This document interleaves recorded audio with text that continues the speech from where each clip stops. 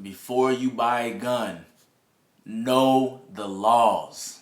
Said he got a plug on the merch, but he send it through. Lately I've been looking at them crimes like they minuscule. Ooh, hold on, gotta see it through. I might hold a sword or the Drake. I got different views. We can't even go out on the walk. We got different shoes. Told you I was supposed to.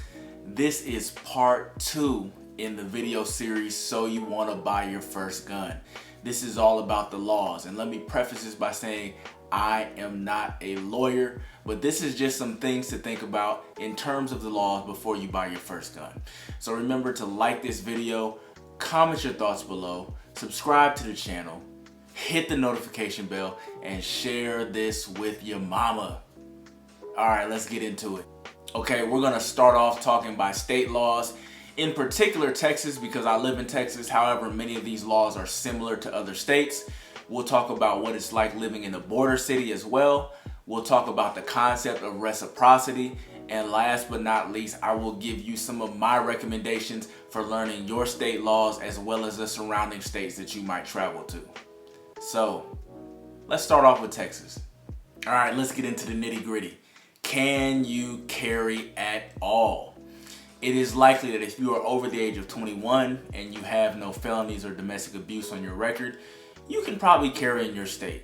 Now, with that being said, you may need a concealed carry permit, a concealed weapons permit, or a license to carry. And those are all essentially the same thing. It's just different states call them different things.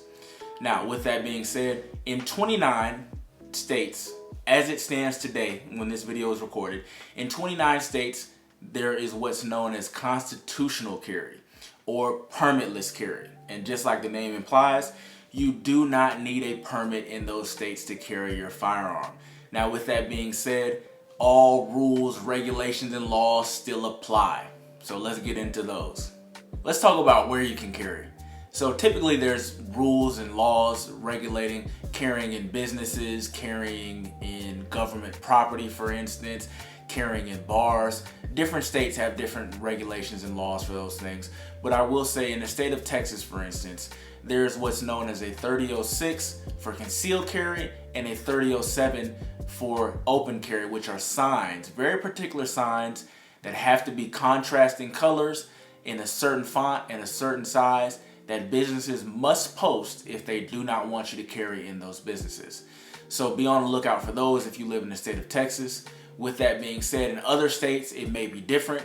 You can just have a picture of a gun and an X through it, and that can be a legally binding sign. So just know your state laws in particular. Also, in the state of Texas, there's what's known as a 51% rule. And that means 51%, if a business makes 51% or more of its revenue from the sale of alcohol, you cannot carry in that business. Now, they are required by law to post a 51% sign, which is literally just what it sounds like, a sign that says 51%. And if you carry in there, you are committing a felony. So know that and be cautious. Don't carry in any 51% locations if you are in the state of Texas. If you are not in the state of Texas, look up your state's laws on carrying in bars or around liquor in general. Also, look up the state law on being intoxicated with a firearm. Typically, states have a legal limit, whether it's .08 or whatever limit they set, that you cannot carry your firearm past. So make sure you know that as well. When can you shoot and use your firearm in self-defense?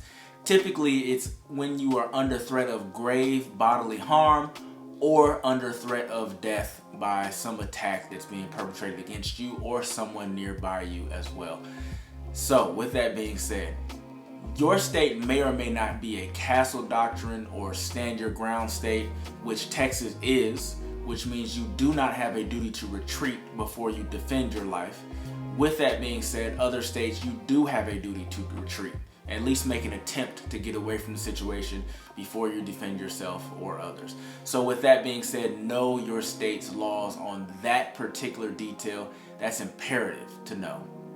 Also, there are certain laws that may give you the right to shoot, but you probably don't want to in that situation. For instance, in the state of Texas, there's what's known as a theft at nighttime, which will potentially give you the option to shoot if there's a theft being perpetrated at nighttime. Now, with that being said, I'm no lawyer, but But I highly recommend you don't do that, because ultimately that's still going to go in front of a jury and they are going to decide whether or not it was reasonable for you to shoot because someone was stealing something at night. If you weren't in bodily harm, I would say that's a risky sell to make to a jury. So with that being said, know exactly when you can and cannot use your firearm in self-defense. Let's talk about a very important topic, reciprocity. Now that's extremely crucial if you live on a border city like, for instance, El Paso on the border of Texas and New Mexico, or Kansas City on the border of Missouri and Kansas, or even Charlotte. Shout out to Charlotte, 704, one of my favorite cities, on the border of North Carolina and South Carolina. Now, reciprocity is essentially a legally binding agreement between two states to honor each other's concealed handgun permits. Now, that's extremely important if you live in one of these border cities, because it's likely you go back and forth across state lines often. And if you want to carry your firearm, reciprocity is crucial to you. Typically, to enjoy reciprocity, you will need to have a concealed handgun license, concealed weapons permit, license to carry, whatever your particular state calls it. There is a ton of reciprocal agreements across the US, and hopefully if your state has some common sense, they recognize other states and other states recognize them. With that being said, if you're going to travel by air and you're going to catch a flight to another state, I will link a video now that will show you the exact process of traveling through TSA legally and carrying your firearm from one state to the next. Okay, I threw a lot of things at you to think about so far in this video. So let's talk about how do you actually learn the laws. Here's my recommendation. Take your state's concealed carry or license to carry class. Typically, you'll only need to take this once to get your actual license, but with that being said, I recommend taking it as often as you need to. I've taken it 3 to 4 times, and of course they go over the basic handgun safety and things like that, but where the real benefit of the class comes in is they go over the laws, which can be intimidating and be a lot to learn at first, but if you brush up on these laws periodically by taking your concealed handgun class, then you will stay current, and that is definitely something I recommend you to do. Lastly, here's my recommendation for learning other states' laws should you travel there. First and foremost, Google. The states have their laws on their particular state websites. Read them. Reading is fundamental. Read through them thoroughly until you understand them. Also, another good resource is USCCA. They have an app. With that being said, I'm not promoting USCCA. I personally use them. I'm not necessarily saying you have to, but with that being said, they have a great app which goes over the gun laws, shows you which states are reciprocal to yours, and just gives you an all-around picture of what you need to do to stay in legal compliance wherever you are in America. That concludes part 2 of the So You Want to Buy Your First Gun series. I appreciate you sticking with us this far. Be on the lookout for part 3 coming soon. Make sure you like this video, comment your thoughts below, subscribe to the channel, and hit that notification bell so you'll know when part 3 drops. See you next time.